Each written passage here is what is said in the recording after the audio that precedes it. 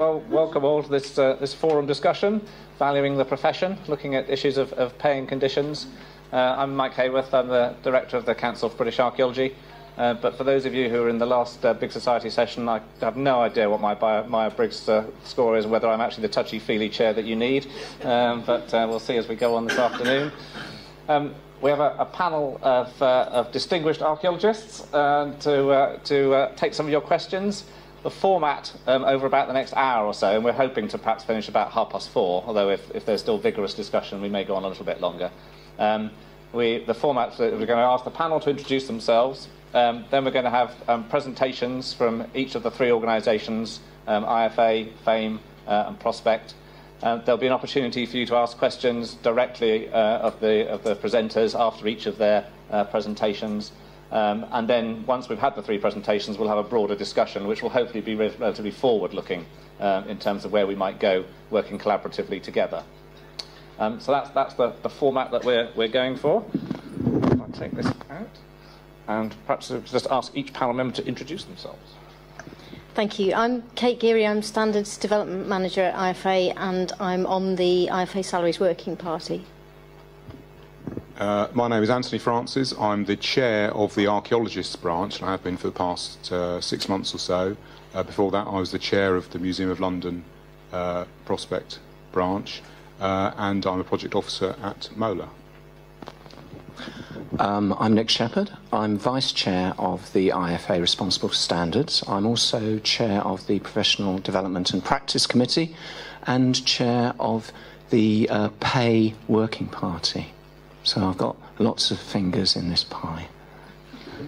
Thank you, Nick. I'm Adrian Tindall. I'm the Chief Executive of FAME, and I also sit on the Salaries Working Party. I'm Tim Malim. I'm Technical Director for Archaeology and Heritage at SLR Consulting. So I'm a consultant. And I'm also Vice Chair of the Federation of Archaeological Managers and Employers. Okay, thank you very much. So, first off, we're going to have a presentation from Nick on behalf of IfA. Do you want to come up at the lectern? Yeah. I'll stick it in, I think. Okay, I don't have any slides, you'll be pleased to know, but I do have a prepared presentation. I want to make sure I am word perfect on this to avoid any misunderstanding.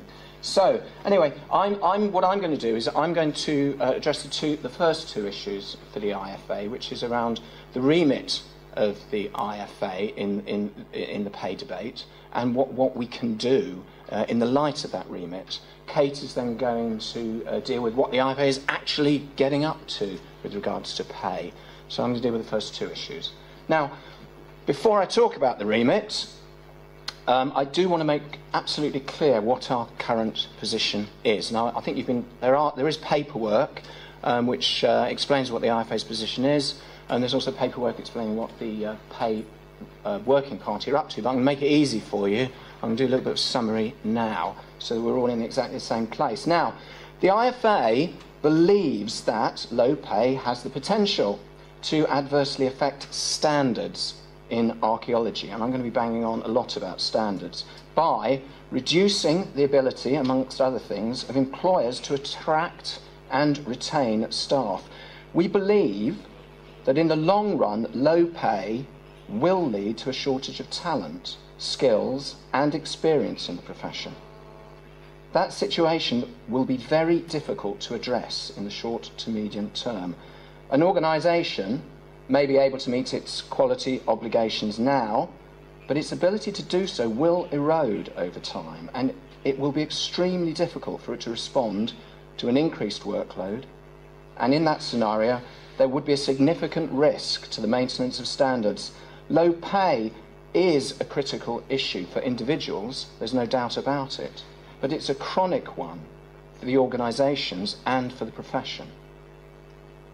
Now, to this end, the IfA continues to set minimum and recommended pay scales, annually reviewed, with an obligation on all members under the Code of Conduct, and I quote, to give reasonable consideration to any IfA recommended pay minima and conditions of employment, and endeavour to meet or exceed the IfA recommended minimum salaries. As you all know, we have recently removed the obligation we placed on ROs in 2005 to meet the pay minima as a requirement of RO status. The management teams, however, in those organisations are now held to the same standard as individual members, the standard that I've just quoted. However, we will not carry advertisements for archaeological jobs that do not meet the minima in the jobs bulletin in the information service, and any organisation that does not meet the minima will be required to demonstrate how they mitigate the impact on standards that we believe will otherwise occur. If an organisation cannot demonstrate that they can maintain standards, then they fail the test for an RO. This emphasis on the link between pay and standards is really important as far as the IfA is concerned. And this is where we go back to what the remit of the IfA is. The IfA cannot be seen to directly support a simple call for increased pay, however much we believe it is something to be desired. While this is a commercial benefit to our members, it is not in the public interest. And this is where, as I say, we need to look at the remit of the Institute, because in our role as a professional body, we have a clear obligation to safeguard the public interest above that of the Institute and its members. It is this commitment to the public interest first that provides any professional body, be it in law or medicine, with the legitimacy to promote professional interests. But the public needs to know that the balance is towards them, and pursuing commercial gain directly, either for organisations or members, explicitly tips the balance in the wrong direction. And this undermines our legitimacy as a professional organisation able to represent the profession's interests. The remit of the IfA, on behalf of the public, is to regulate the profession, set standards, measure applicants against those standards, and support members in maintaining those standards and improving performance, and ultimately, where those standards are not met, providing a mechanism for complaints to be heard and sanctions imposed. This process gives us professional legitimacy. But we cannot regulate on pay directly, and to do so means we are acting in the role of a trade association or trades union, and that role is already taken. What we can do is to act on standards and promotion, and this has, of course, indirect benefits, which we believe serve to ultimately improve pay and conditions. We can still set pay minima, and we can still do this with some force and legitimacy, as long as it is in the service of standards. Through individual membership and through the RO scheme, we are putting in place legitimate barriers to entry to the profession. Barriers that are in the public interest because they guarantee minimum standards, but at the same time they act and will act to restrict supply of archaeologists, which should, if demand is consistent or growing, push prices, margins and rewards up in the long term. If, as has been happening over the last few years, demand is contracting, then unfortunately this does serve to blunt many of our efforts. We then have to wait, like everyone else, for an improvement in the market. We can also continue to work to improve training, and a more skilled workforce provides more value and is more valued. And we can continue to lobby and advocate for expertise and accreditation to be recognised in policy and guidance. Expertise that is only proven by IfA accreditation. No one else provides this. And we will be helped towards these goals through chartership. And finally, we can work in partnership with those whose role it is to negotiate on pay. The majority view on Council is that even setting pay minima is outside our remit. And the IFA should, at some point in the future, withdraw from doing so, if it can. But however reluctant we might be, we've taken on that job. And in the absence of alternatives, we have a responsibility to keep doing it.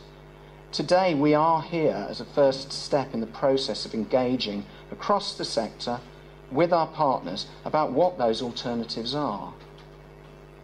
We're committed to working with Prospect and FAME, as I know they are committed to working with us and together, to come up with a better way of doing things, one that allows us, the IFA, to focus properly on those things that are legitimately within our remit and supports the employers and the employees, all of whom are our members, to reach agreements which address their aspirations for sustainable wages and sustainable business.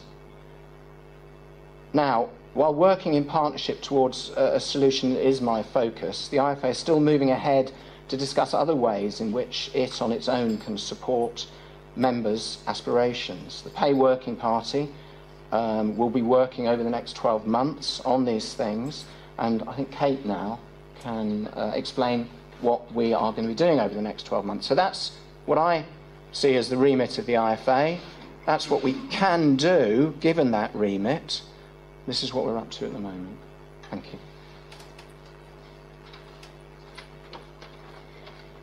Thanks, Nick.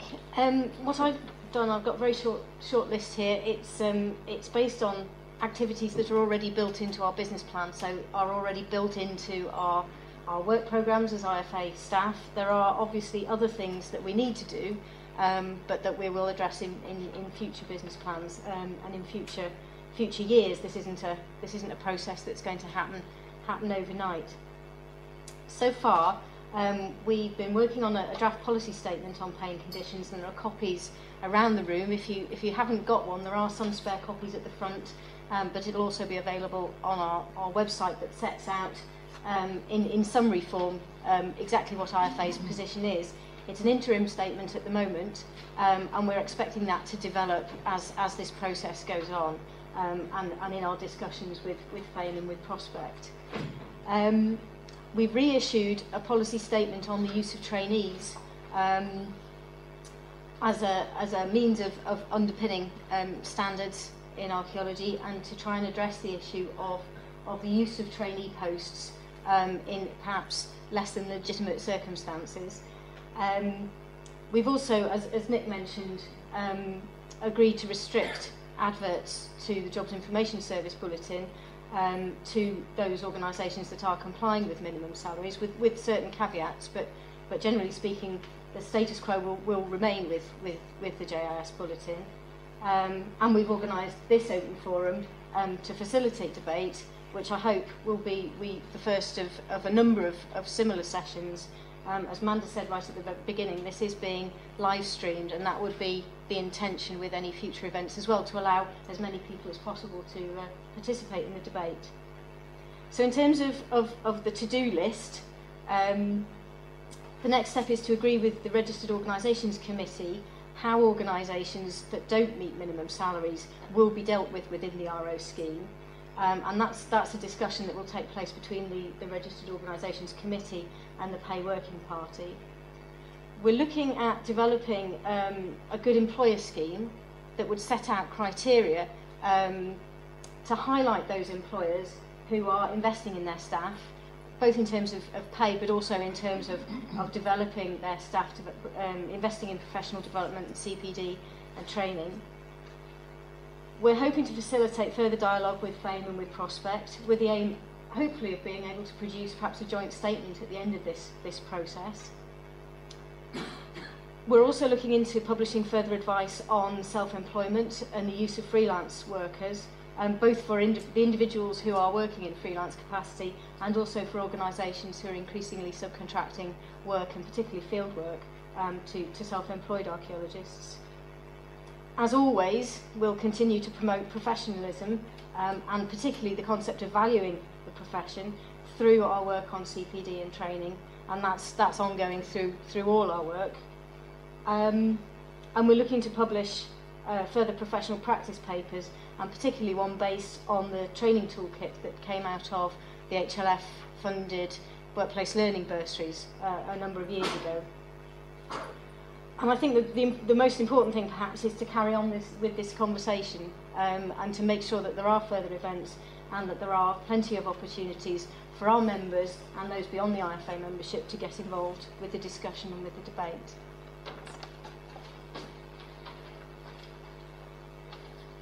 Okay, thanks very much to Nick and Kate.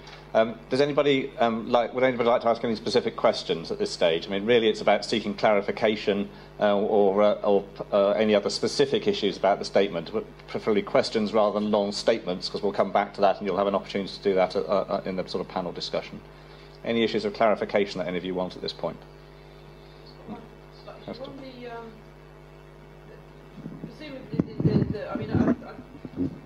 The IfA would see that any non-people posts would be training posts. If the pre-people posts would be seen as training posts.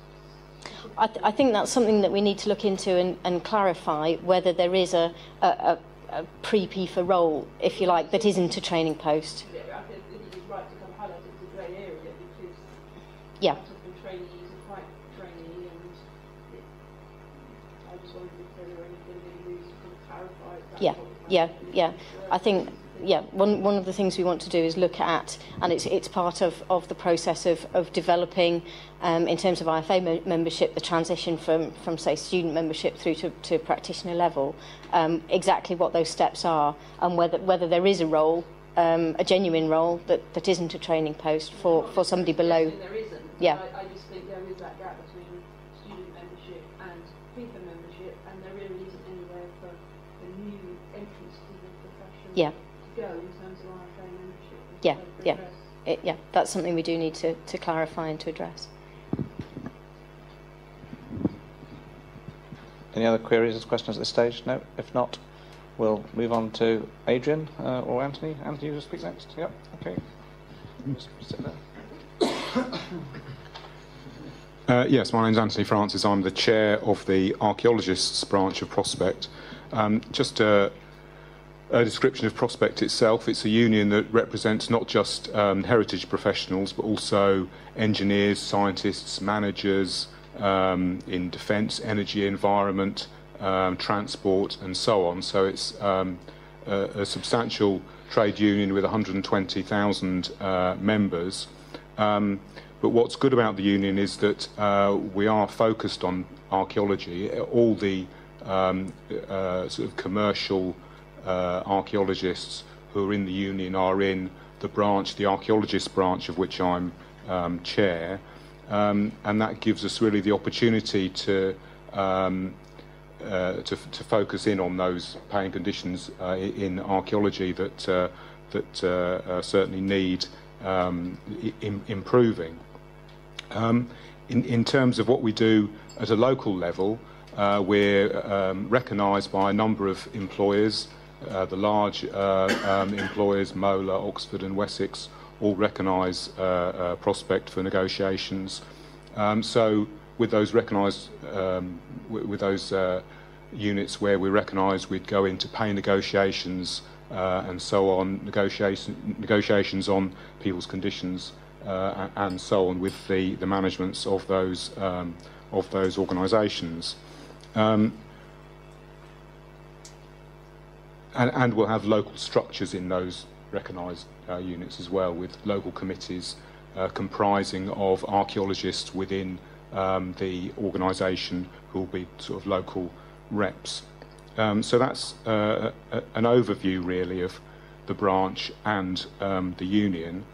In terms of what our organisation will do and will do over the next 12 months, we certainly welcome the invitation to be on the pay working party, and indeed the Prospect Negotiations Officer Dave Allen, who sadly can't be here today, has been part of that process for the past few months, and we do welcome the fact that we'll be part of that process still, and indeed we welcome the commitment of the IfA and others to improve pay and conditions for archaeologists and to look into ways doing that.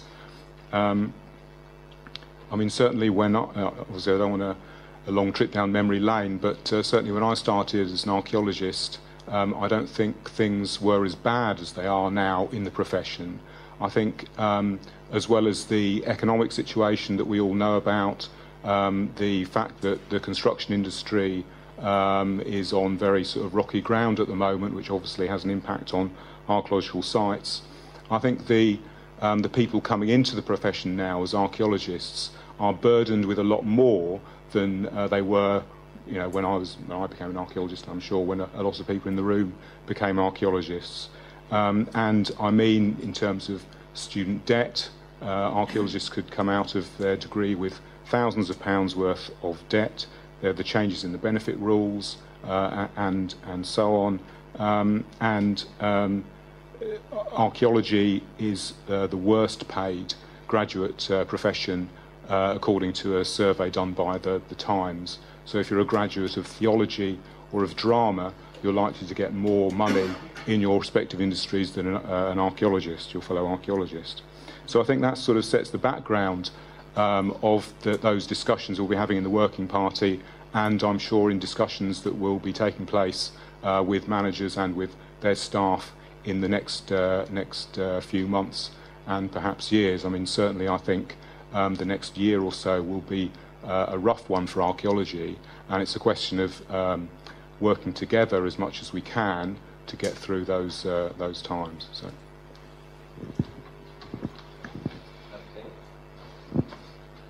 Right, we've only got one microphone. We have to talk into the microphone for the benefit of the live streaming, so you have to just bear with us slightly on the handing over of microphones all the time.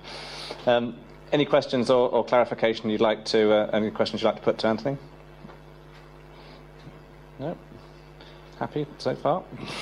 Okay, Adrian, perhaps we'll ask you to come and talk on behalf of FAME.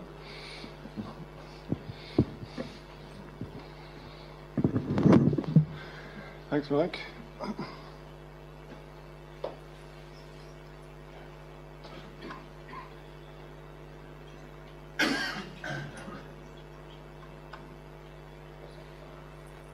F5. This is someone else's PC, so right, okay. Here we go. Right, we'll see how the technology behaves.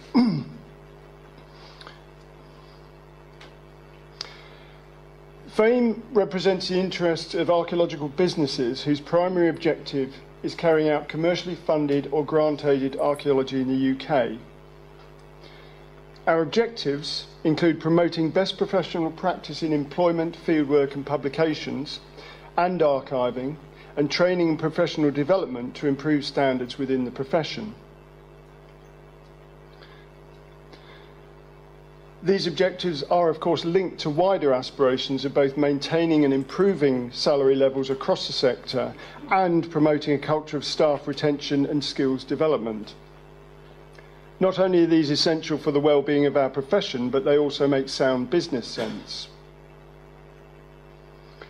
We welcome the IfA decision to publish indicative, non-binding salary levels. Comparative evidence suggests that the IfA has been exceptional in recommending binding levels. We feel that non-binding levels provide a useful general benchmark. We strongly encourage our members both to join the RO scheme and to meet these benchmarks. However, not all of our members are registered organisations, and we have neither the authority to compel our members to meet IfA recommended salary levels, nor any mandate to enter into wage negotiations on their behalf. We're a little bit like, for example, the Federation of Small Businesses. We're much more like that than, for example, CDI. And salary forms only one part of the employment package. Any comparison of employment terms must take into account other factors, such as non-salary benefits, geographical location, and so on. The depressed state of the archaeological market has been very well documented since 2008. Those practices which have remained in business have done so either through laying off staff or by swallowing up any reserves they'd built up during the preceding decade, or a combination of the two. and market conditions remain difficult and highly competitive. The main UK construction tender price index showed a fall of some 2% in tender prices in 2012 and a predicted 0% growth in 2013. And indeed, not until 2014 does it predict any significant rise in tender prices.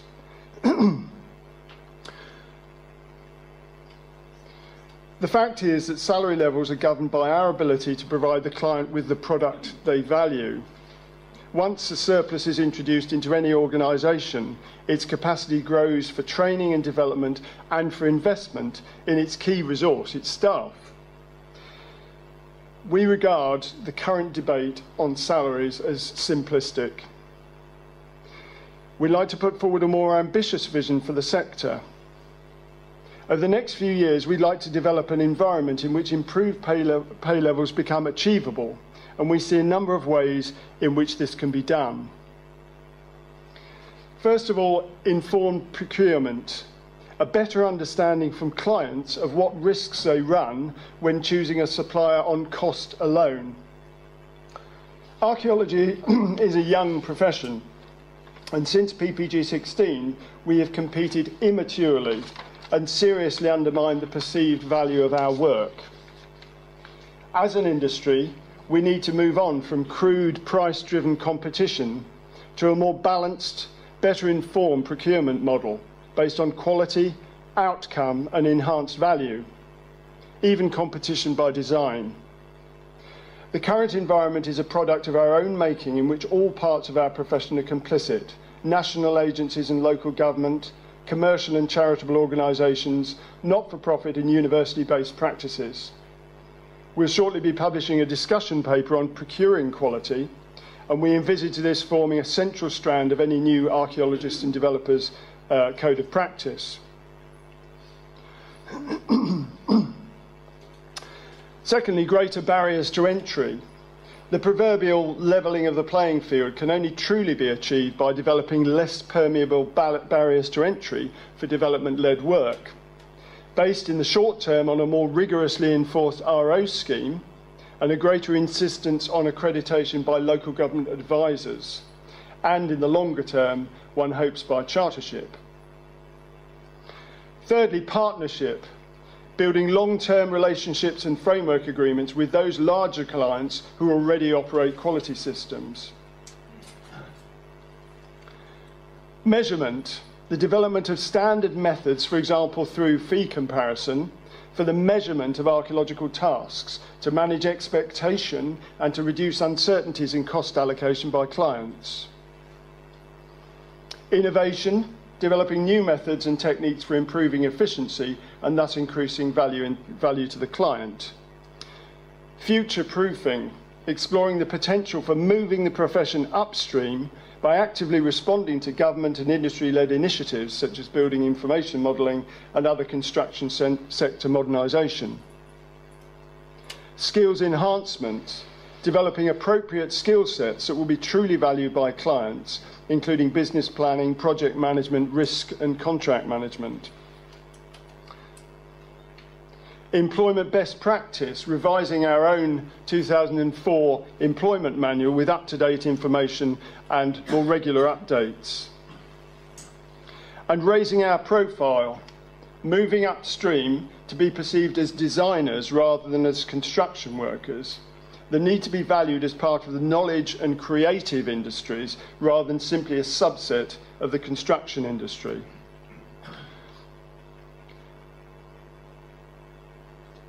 Archaeological salaries are linked to the value the market places on archaeological services, and pay levels are linked to being able to provide the client with the product they value. It's in the interest of FAME members to invest in their staff and attract the best recruits. So we need to change the game. For only when we've created a radical new environment for our profession will we be able to reward both ourselves and our staff in a manner commensurate with our skills and expertise. Thank you.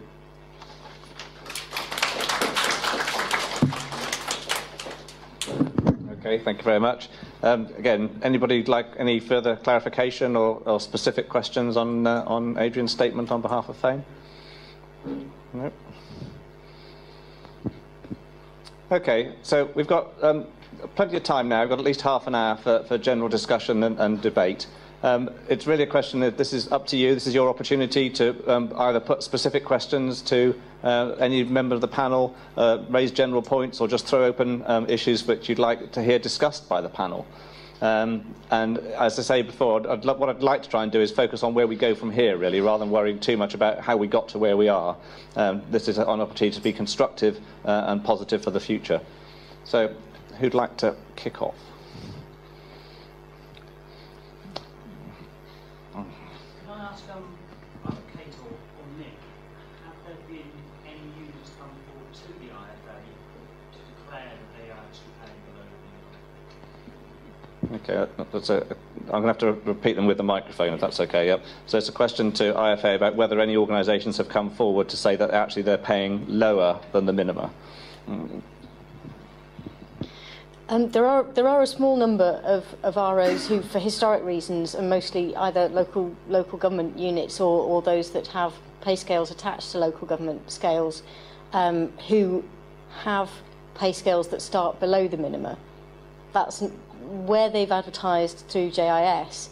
We've always had conversations. We've always asked for assurances and always been given assurances that people appointed at practitioner level, for example, and it's the lower end of the scale that we're talking about, will be paid at the practitioner minimum, and that hasn't been an issue. So I think that was one of the concerns that was discussed in the run-up to the council decision, that some organisations, say, are tied into those pay scales. They have no leeway to change that. Those are probably, in terms of organisations who have made it clear that they have those issues, the only ones I can think of. Nobody else has come forward to say that, as a point of principle, they will be paying below the minimum.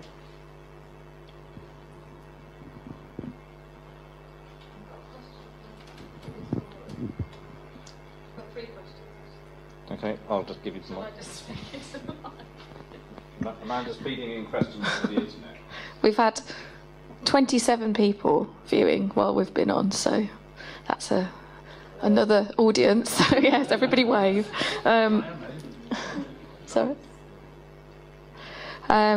So we've got 3 questions from Diggers Forum that have come through from Mary.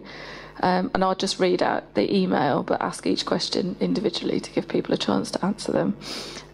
We are told that ROs must declare if they intend to pay below IFA minima in order that they can be subject to rigorous audit. So the first question is, can the IFA confirm whether there have been any such requests?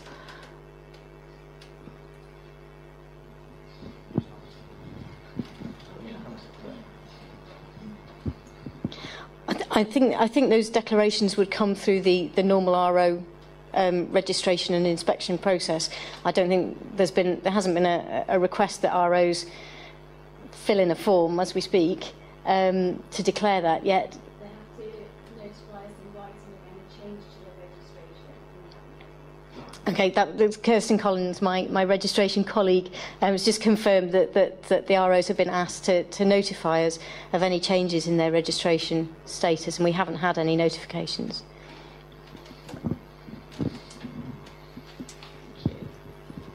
So the second question.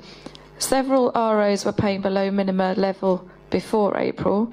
Tell us what proactive steps have IFA taken to ensure that all ROs are being honest and transparent about their pay levels? I don't think we're aware of ROs who are paying below the minimum salaries. I think there are issues raised informally with us, but we certainly haven't been formally notified of ROs that are paying below the minima. The process for dealing with those, for those that come about through the registration process, are still being discussed with the RO committee and the pay working party. So once those processes have been agreed, we can let people know what they are.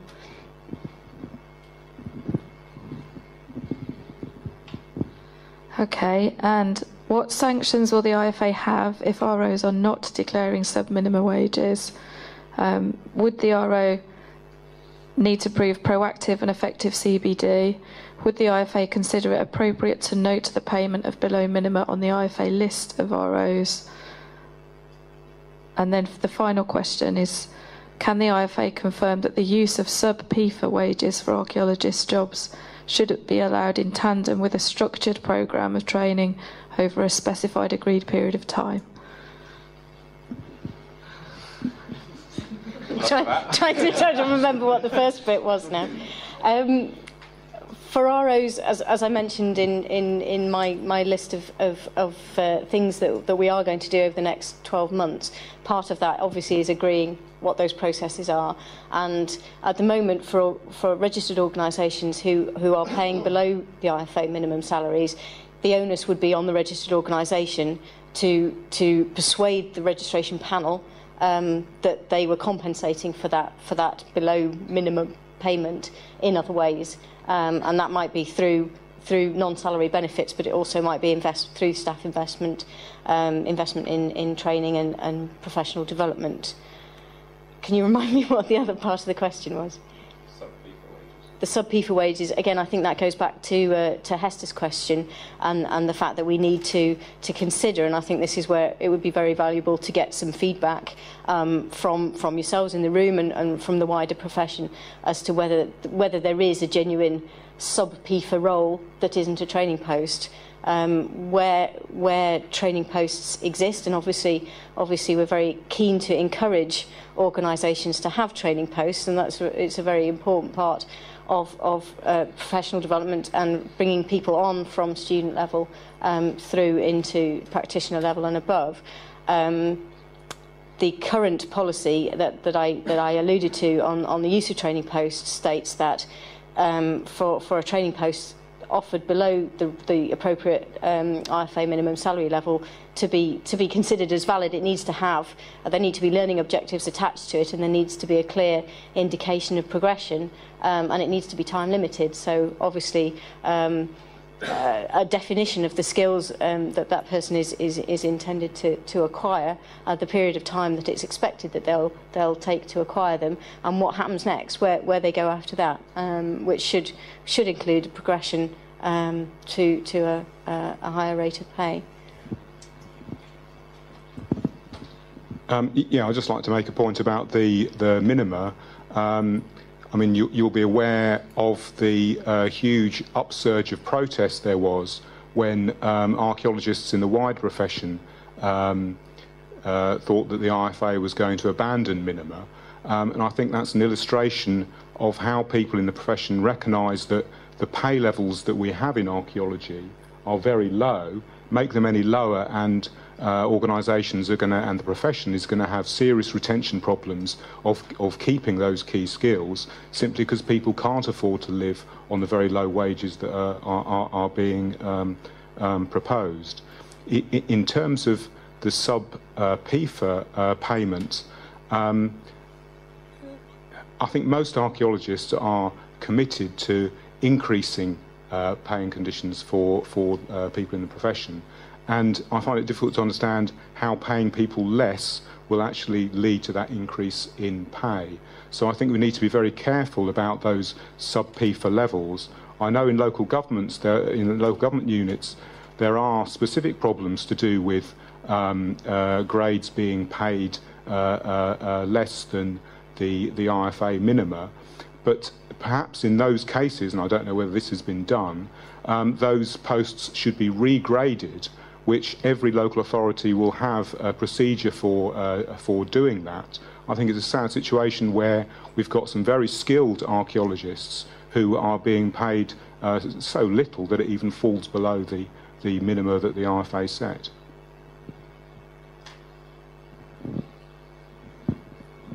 Okay, any more comment? Anybody wanting to contribute? Oh, good, lots of hands. Go on, Mark, we'll start with you. I've got a strong sense of déjà vu. As an outsider, I have been following the pay debate for, let's say, the last 20 years. And we are, with ups and downs, almost at the same point. There's movement, there are but there is no structural. And I see 5 honest people here, and a lot more I know in the room. 3 organizations who are still working in the classical mold of let's fix this by regulation study. I see a very attractive list of activities by FAME, which is helpful, but I recognize quite a lot of it for the business strategy Arcadis, my firm, has. And Arcadis, you have to remember, is in this time is still making 10% of a profit. And they're not successful in it. They're not getting these aims done. So the solution is there, but it will be a very long-term solution. Perhaps it is time to sort of look at the hard structure of it all. How do we perceive labor as archaeologists? How do we perceive our roles? Perhaps it's a very intellectual way of looking at things, but perhaps it's a way to avoid to do and repeat the same steps. And I've been there, so it's not, I've done it, I've spent many an evening there talking about pay and collective labor agreements and the bottom in the market. But it's probably not the solution, and that's speaking for my own, and I'm wondering what your reactions to that is. If it's okay, we'll take 2 or 3 comments and then we'll come back to the panel to sort of reflect them more broadly. Did you want to say something? Yeah, it's interesting what Kate said about organisations that weren't paying the minima, mitigating that with training and CPD, where that might actually become dangerous because all organisations should be offering training and CPD anyway. That's not a mitigation, that should be happening anyway. Yeah, it's an important point that training shouldn't just be a mitigation for poor pay, it should be a standard employment practice, effectively. Kenny, do you want to? Yeah, Kenneth Aitchison, this is a valuable debate, but I'm feeling slightly frustrated. It has been valuable, it has been emotion heavy and data weak. And I'm very sorry to draw up the 2 organisations of which I am a member. IfA and everything IfA is saying about the recommended minima, the recommended starting salaries, and then not only that, but then the full employment package. IfA isn't doing itself any favours. I'm looking at the website right now. On the jobs information page, it has last year's recommended minima. Hidden away in the remuneration page, it talks about this year's minima. So we don't have the published figures for how much people actually earn yet. I'm afraid that will be out in 6 weeks' time. But the amounts that are on there, actually, the market is passing by those minima. People are being paid more than the minima that are being recorded. But I would just like IfA to be able to present a slightly clearer case on that. Your presentation is great, Kate, but the general IfA presentation. And Antony, I'm really sorry, but that Times article from 2005 used ISA data from 2002-3, the one about low-paid different sectors. It was about how much people earn 6 months after graduation. It wasn't about working with a degree in archaeology or anything else. And it is 10 years out today. We don't need to go back to that. That bit of that argument is now from a different economic era. Does anybody want to, from the panel, want to speak to any of those points? Could you just summarise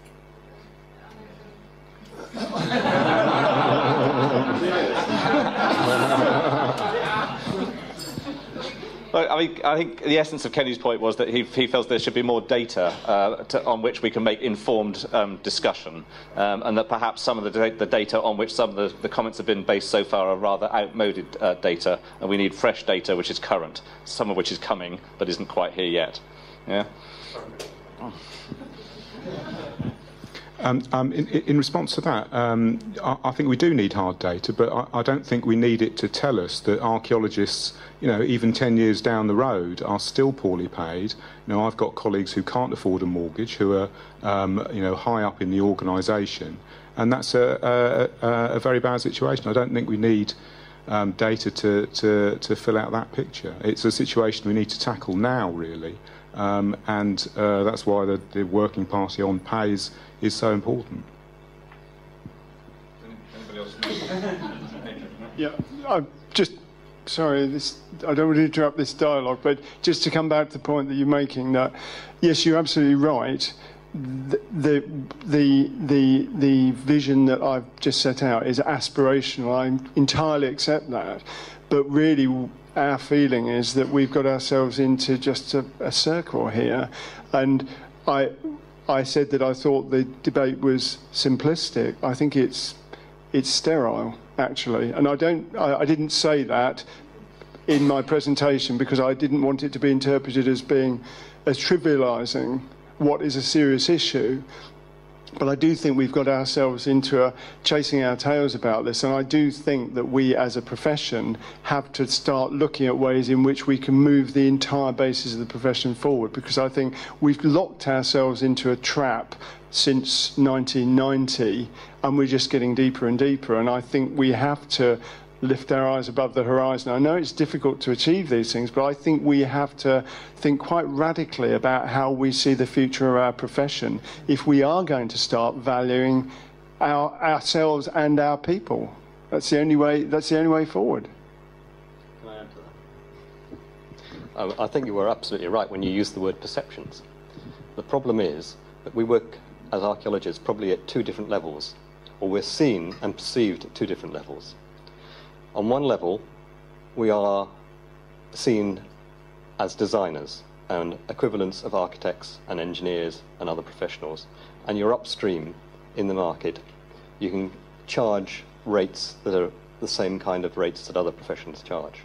Unfortunately, although we have incredibly motivated and skilled staff working on site, they are perceived, because they're digging in holes in the mud, as being manual workers. And it is very difficult saying that those people should also be paid the same as the people who are at design team meetings at a very early stage in the program of a project and taking it through its whole life. So somehow we've got to get through and raise the benefits, raise the value that clients will get out of archaeology, the quality that they get out of it, the PR benefits that they get out of it, the way in which archaeology can help, done efficiently, can help to keep their programs on scale, on time, and therefore they're not going to hit big penalties with construction being delayed. Things like that. It's how they can risk manage by choosing the right kind of archaeological organisation, and that archaeological organisation needs to be something that is getting the funding that it needs to invest in its main resource, which is its staff. So it's linked to the marketplace, and it's linked to how we can get clients to value what it is we do.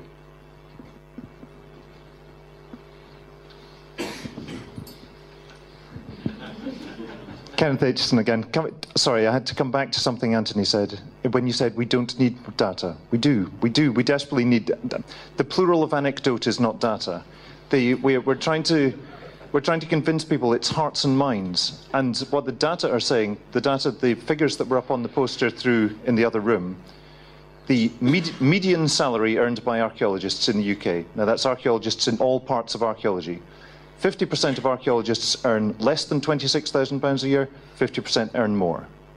The median salary for all professions in the UK is £26,500. Archaeology is getting very close to being a normal profession. Now, the fact that we know people who can't get mortgages, we know people in all sectors of employment that can't get mortgages. That is not a good way to argue for archaeology to be better paid.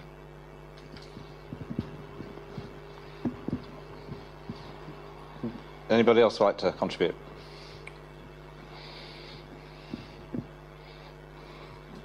Is it a short question, or would you like to... I'd like to bring it back to an earlier point about development. Obviously, the IfA says that we should all do 50 hours of CPD in a 2-year period. But we've also pointed out that companies should provide training for their employees. Is there a place at which we can say that each company should provide a certain number of training hours for each of its members of staff? Okay, so the question is, should the IfA effectively be saying that the organisation should specify the number of hours of training they provide to individuals, just as individuals are given now a requirement that they spend 50 hours over a 2-year period on their CPD?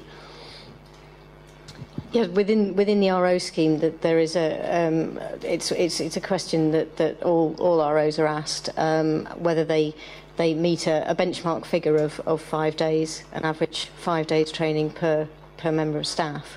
I say it's a benchmark figure because obviously you could send one person off for a year's worth of training and nobody else gets anything. So I don't think we can get too hung up on that exact figure, but it's used as a proxy indicator for the level of training throughout the organisation.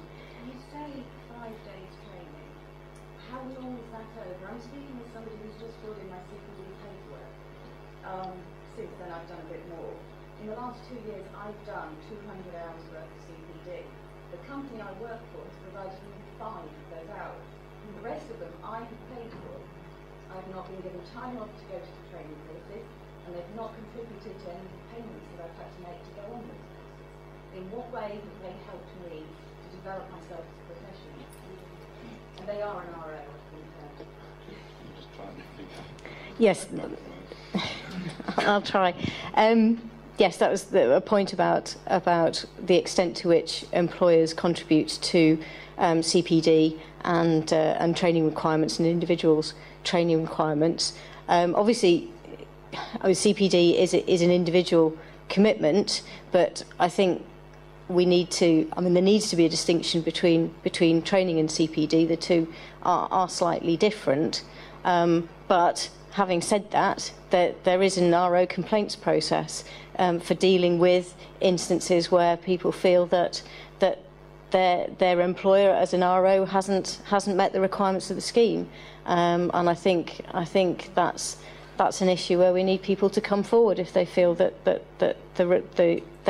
their RO employer isn't meeting the requirements of the scheme. But are the IFA aware of the fact that many people are afraid to make a complaint about their employer, especially if they work in a position where there's maybe only 1 or 2 people in their particular position, because they cannot do it anonymously in those cases, and there's always the risk that when the next layoff comes off, your name will be under one arrest.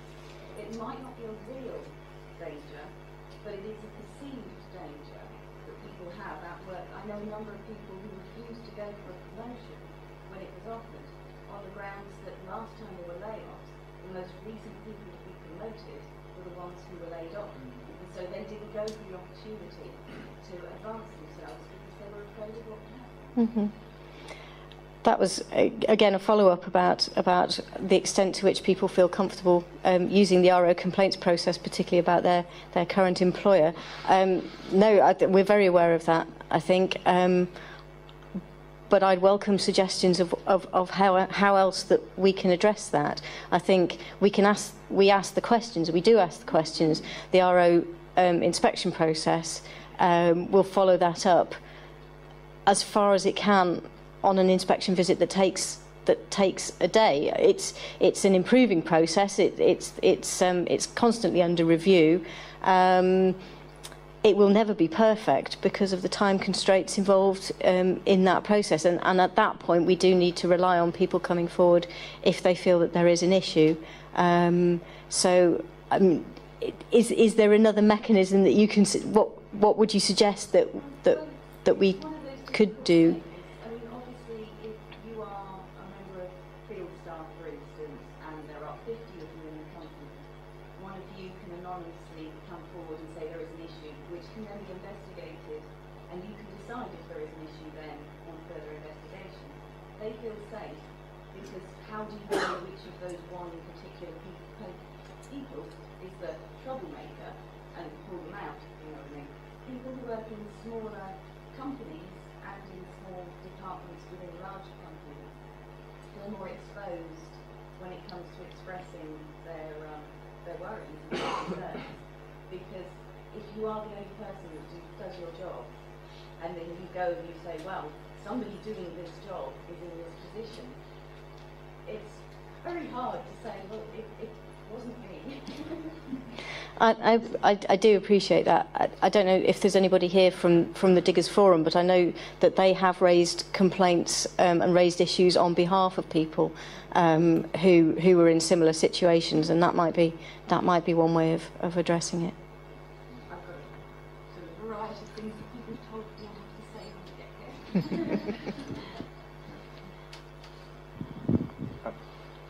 Andy, did you want to say something? Or, no? Okay. Yes.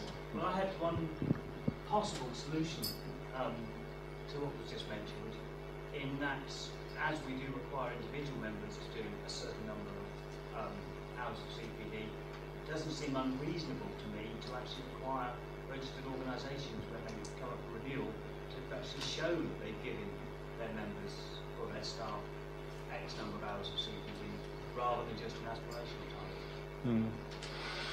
So why can't the IFA ask ROs to demonstrate that they've fulfilled those obligations to meet the benchmark when it comes to their RO review? I think we do. I think one of the difficult things is that a lot of organisations don't have the mechanisms in place to record the informal CPD and training that their staff do. And one of the suggestions that we're looking at is that actually using individual CPD logs, if they're shared with their employer, is one way of doing that. That if you can demonstrate that your staff have undertaken a recording on their CPD logs, the fact that they've undertaken training and learning, informal learning, that might be one way to quantify it. So yes, that is something that we're looking at.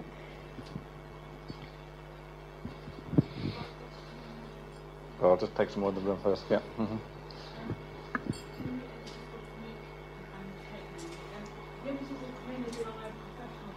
Could you just speak up a bit, please? Yeah.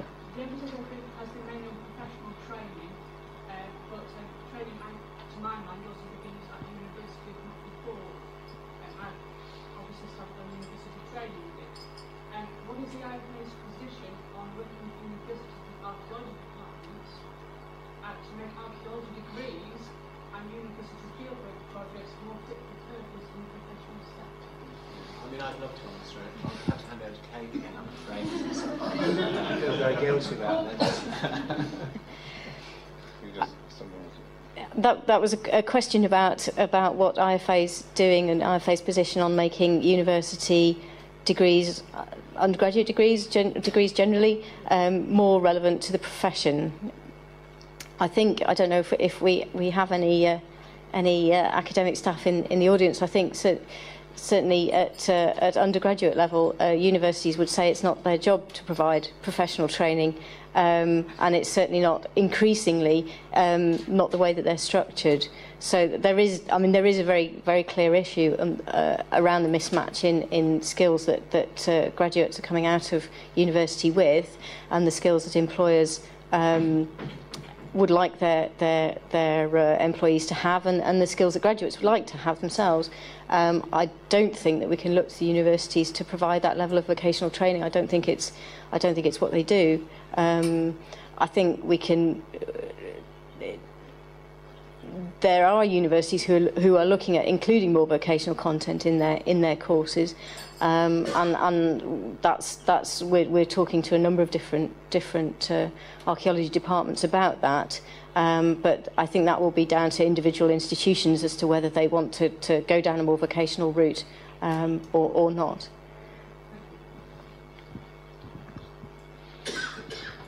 Sorry, just to comment on that. I mean, there have been university departments that taught vocational skills over the years, but usually at a postgraduate level. Obviously, particularly these days, that's going to be very high in the way of fees. So that has an effect on the lecturing profession as well, I would imagine. Because obviously, if you get paid X thousands of pounds in fees for postgraduate vocational course, you don't want to enter a profession with a really low entry salary.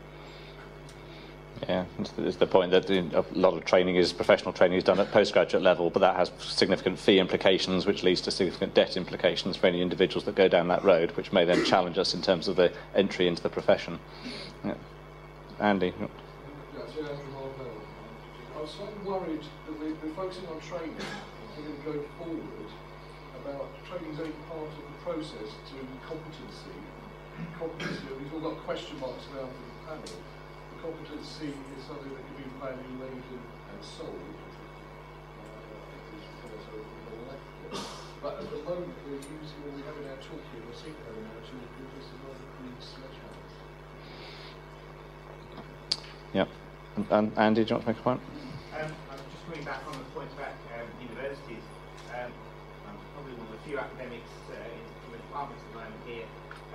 Some universities do have placement schemes, and in the session earlier this afternoon, in our discussion, we ended up talking about that. We raised a question about whether people who are taken on as placement unpaid, whether there's an ethical issue for companies who are using somebody who's unpaid to do work that they are in the commercial sector that they are claiming, obviously charging the client for. I'd be interested to see what the IfA's response to that is, and whether that's reasonable or unethical. Okay. Any other points anybody would like to just chip in before we go to the panel? Mark? I'm teaching 1 day a week in a vocational course, 4 years, and we as staff are wanting to cram as much as possible in there.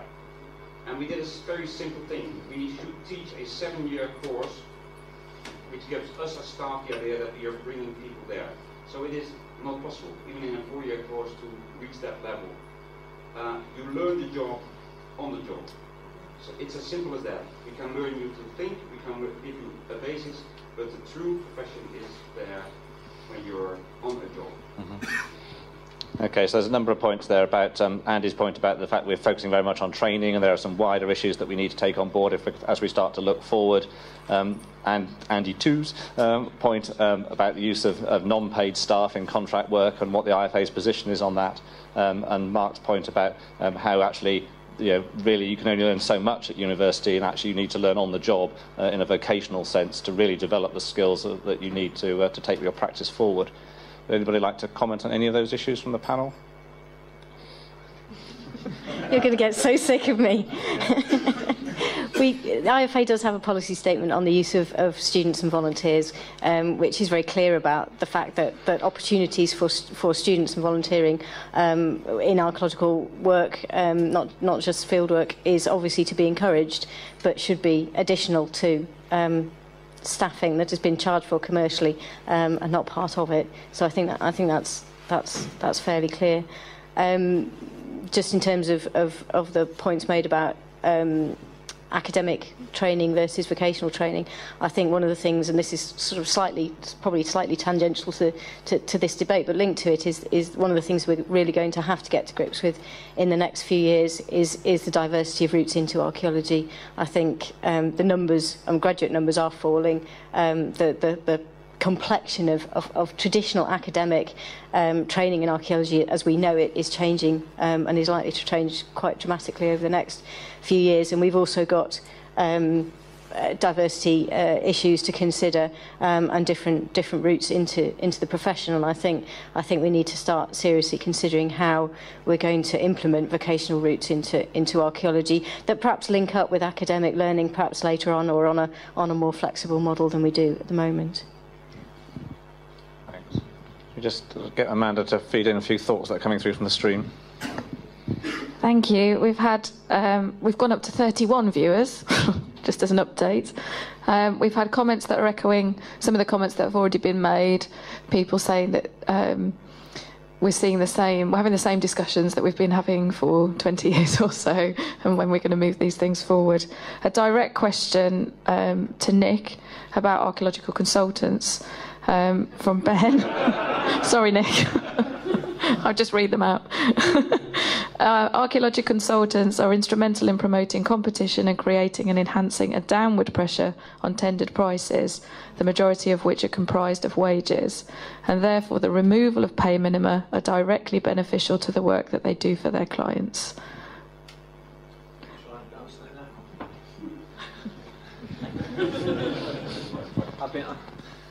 Being a consultant of 5 days, I think it's a bit unfair. But well, I mean, point one, the pay minimum is still in place. So they're still, in our discussions within the Pay Working Party, we did agree that if they've done very little to raise salaries in archaeology, they have probably, and the data isn't really there to be sure about this, but they've probably done a job of providing a safety net. So, they're still there, and I think we're all agreed that they've got to stay there until there's an alternative, and until, but then they don't really serve to raise salaries. That's true, and so we've got to find new ways of doing that. As to the role of consultants and their function to depress prices in the market, well, that's the market to a large extent. I am actually, I'm not necessarily a great believer in the market, but I recognise it's out there and we're part of it. And if you've got to a large extent, if you've got an oversupply of services and if you've got a depression in demand, what you get is reduced prices. Now, consultants play their role in that, as we've discussed, however.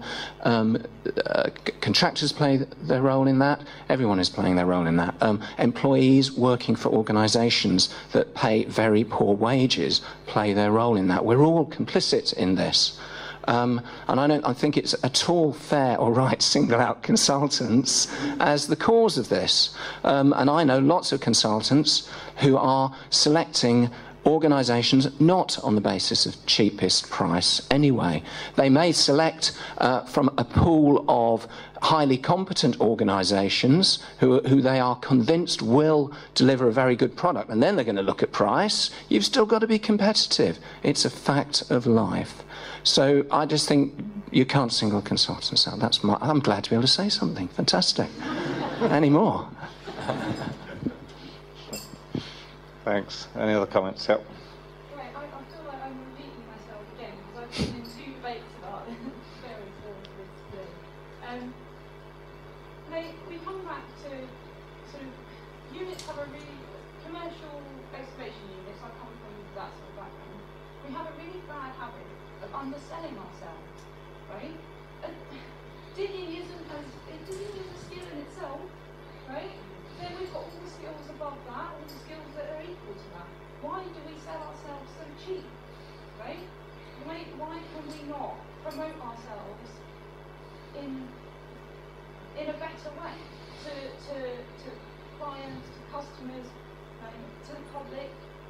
Like, we're all qualified. We've all got some sort of qualification. We're all doing our CPD. Most of us will have degrees. Most of us will have masters, if not higher. We've all got this. So I think the biggest flaw we've got is we're not selling ourselves. And then if we are selling ourselves, another unit or somebody else is coming in and going, well, I can do that down here somewhere. We need to all raise our game.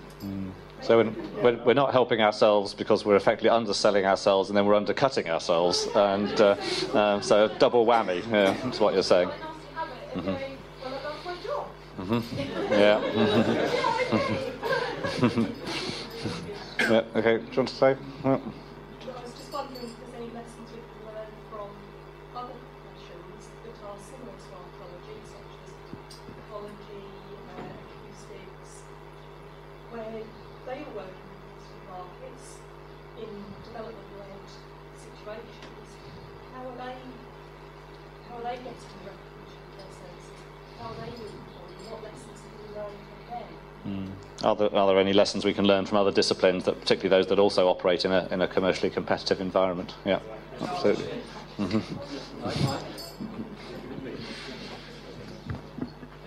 There's quite a number of things that have just been said that, as a consultant and as one in a multidisciplinary environmental planning consultancy, I hope I can answer. And obviously, within consultancy, specialists in heritage services, archaeologists mostly, but others as well, are paid on a commensurate level with the other professions. There isn't a problem with that. But you will find similarities in our concerns as archaeologists, because ecologists, for example, are often having to compete against organisations who are very much cheaper than the consultancy that they might be working in.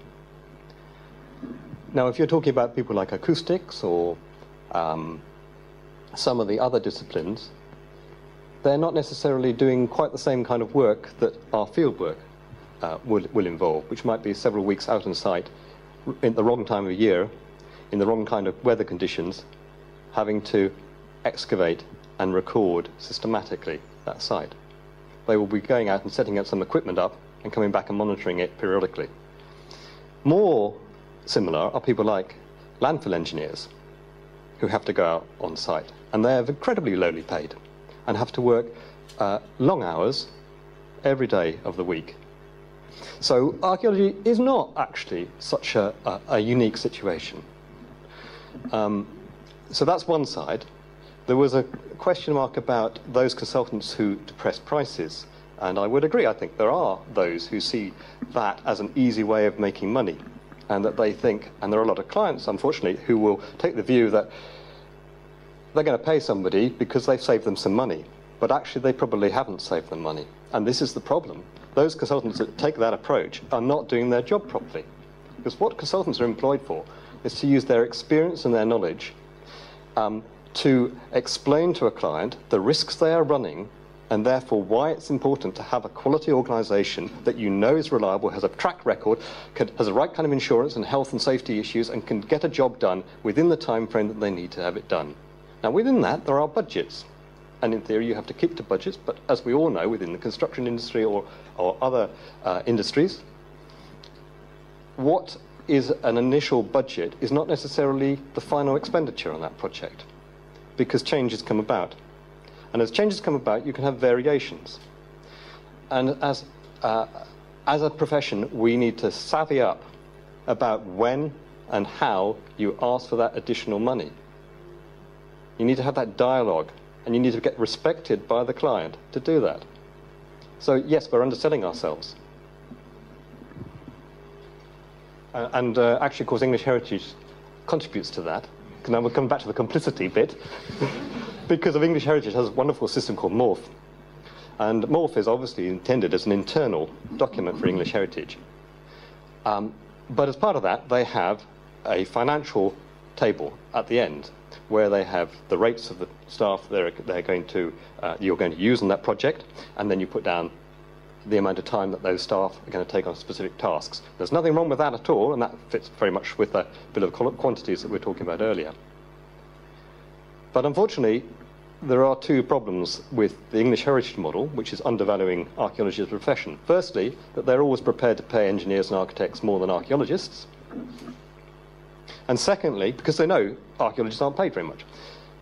And secondly, their model only allows 25% overheads. And that isn't sufficient to run an organisation and to invest in your staff and to do the 5 days training a year and all those other kind of issues. So they are looking purely at a project funding. They're not looking at supporting that organisation. And I'm afraid that is undervaluing us as archaeologists. Yeah, glad you said that. I totally agree with that. Yep. As a recent graduate, are the IfA aware of and concerned with the falling appeal of archaeological jobs to recent graduates? Given that tuition fees are rising, and when compared with other starting positions such as teaching or the armed forces, archaeology is falling short. Okay, good concerns about the appeal of archaeology to recent graduates, and particularly in terms of entering the profession. Kenny, do you want to make a comment? Actually, kind of interesting again, and I promised this the last time I'll say it. Just as a point back to our colleague here making that point, one of the things I was just about to say, one of the problems I see in archaeology education is the oversupply of graduates as entrants. Even as you suggest, maybe the appeal is diminishing, there is still a vast oversupply of the number of people graduating with a degree in archaeology every year, and this has been the case since approximately 1980. Now, thinking back, the idea that commercial archaeology didn't really exist until the early 1970s. In the early 70s, there was complaints about pay rates. From the 80s, there has been an oversupply of would-be entrants. I think actually a key point that Adrian made earlier is that the issue is about barriers to entry, and that was then actually indirectly made clearer by Tim by talking about comparative professions where it is difficult to start a career. It is difficult to start a career as an architect or as an engineer. It is not difficult to start a career as an archaeologist, and this in itself helps to suppress the wages that get paid. It is not the business practices, it is laws of supply and demand. Okay, Kenny's suggesting it's all to do with the supply and demand, and in fact we have an oversupply coming into the profession, and what we need perhaps are barriers to entry through chartership, etc. Yep. I'm just going to come back from what Ken said. So my name's Natalie, I'm chair of the New Generation Group, and I think it would say there isn't an oversupply of archaeologists. The vast majority of people an archaeology degree, so the value as an archaeology degree being a full degree, going to law, going to media, it's going to lots of things. Only 3 people actually wanted to go into archaeology. I don't know, because that's a lot of other young people who do their own people. I don't know whether they have the same experience. But I don't think there's too many people with archaeology degrees. It's not only one thing archaeology is a profession. No, sure. It's not easy to start a career in archaeology at all. Having been there a lot more recently than a lot of people have been through, it is hard. No, I mean, it is hard to start a career, and you know, certainly from the university's perspective, I mean, one of the roles I play is I'm the secretary to the heads of archaeology departments at universities across the country, and they're very clear that an undergraduate degree is not a vocational degree. It's a general degree. It's a good mix of arts and sciences. It leads you in all sorts of potential future career directions, and that's very clear. And if that's not clear to people, it must be made clear to people very soon, because the numbers of applying are falling. And the supply of degrees is an issue as well, I think. Okay, are there any other... So, Adrian, do you just want to say something? If I could just add, I think that there are 2 slightly different issues. One is the barrier to entry into the profession, and the other is the barrier to setting yourself up as a business. And that's what I'm really talking about. I think we're conflating 2 slightly different issues there. As far as your comments about the percentage, the small percentage who want to pursue a career in archaeology, I did a survey in the 1970s, for Rescue, and I think the conclusion, if I remember correctly, was something like 8% of graduates in archaeology were actually staying within the profession. So it's always a low percentage. A lot of people have always regarded it as being a general humanities degree or whatever, but really the question is this getting worse, and is the supply diminishing or increasing? I think the other point I just wanted to make, and we touched on it before, is alternative entry routes to the profession. Whether we like it or not, I think we're going to have to face up to the fact that there may be we're going to have to develop other routes into the profession, non-graduate routes or pre-graduate routes or whatever. And we may have to look at things like apprenticeships, for example, which every other profession seems to be investigating, and maybe we have to take a rather more broader view of that kind of option. Okay, we've gone on well after 4:30, but I'm sure we need to finish by 5. So what I suggest now is if there are any final points that anybody wants to make from the floor, and then we'll just ask each of the organisations to make a sort of final comment or statement if they'd like before I hand it back to Jan to close. So just any further final comments, David? Sort of emphasising the first points that you made about people talk about entry barriers, and really we're talking about people talk about comparative industries. There is a huge field of study in business studies about industry structure, and we are naive to think that we are the only industry that faces these challenges.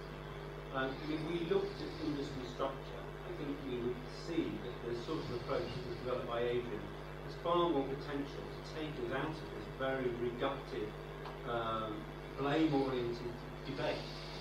And in addition to thinking, just one final comment, so that's the thing I would try and encourage to think about. And the other thing about entry barriers, we also need to look at the other issue in archaeology is exit barriers. And unfortunately, the exit barriers to archaeology are actually, I would argue, conversely high. Because most of us, we might not be qualified to do archaeology, we're actually quite difficult to do anything else which we're doing in archaeology, and we tend to stay in it. And so this tends to have actually quite bad consequences for issues like profitability in the sector. And if you looked at the general business studies for industry structure, and you mapped an industry that had low entry barriers and high exit barriers, the general literature will say you will end up with a very low profitable, risky profitable sector, which is exactly what we have. And we will not change it until we fundamentally change the structure of the industry. It's a really important point about the structure of the industry that we have with low entry barriers and high exit barriers, and that leads to an almost inevitable conclusion, and there's plenty of other evidence in industry literature to point to that. Anybody else want to make any final observations before the panel sum up? Go. That's been readable and summing up indicational timescales. Yeah. Yeah, well, we'll ask everybody to say what they want to do next and over what timescale. Yeah. Okay. In that case, we'll turn back to the panel and perhaps ask each of you just to make a final observation on what you've taken from the discussion and how you see things moving forward next. Perhaps we'll go in reverse order. Adrian. Yeah, well, I mean, we've put forward a very ambitious and a programme of what we'd like to see, and it, you know, as David has said, this is quite a fundamental change to the way we operate. So I won't pretend it's a short-term thing. In our action plan, we've put forward some specifics that we like to do over the next 1, 2 and 3 years, and those include the work on the employment manual to try and raise employment standards. We've agreed to take part in future debates with IfA. We will continue to contribute to the work of the Working Party, but we're really that commitment, I think, is linked to a more radical look at how we operate. We're very keen to improve training opportunities, and there are some initiatives that we've undertaken or we're supporting through English Heritage, IfA and others to try and improve in work-based training, for example. And I think we as a profession, we need to look particularly at some of those industry-specific skills that at the moment we seem to be thrashing around. We don't seem to have those basic business skills that are going to help us improve as an industry. Okay, just a couple of comments. Someone from the floor mentioned that there's a lot of blame going around the room. Is it English Heritage to blame? Is it consultants to blame? Is it too many students to blame?